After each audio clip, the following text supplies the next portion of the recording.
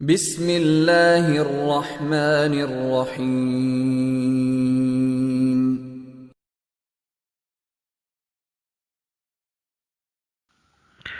روایت ہے کہ رسول اللہ صلی اللہ علیہ وآلہ وسلم نے کتوں کو مارنے کا حکم دیا، تو اگر کوئی عورت دیہات سے اپنا کتا لے کر آتی تو ہم اسے بھی مار ڈالتے۔ پھر نبی کریم صلی اللہ علیہ وآلہ وسلم نے اس کے مارنے سے منع کر دیا اور ارشاد فرمایا، تم پر سیاہ کتا دو نقطوں والا مارنا لازم ہے، کیونکہ وہ شیطان ہے۔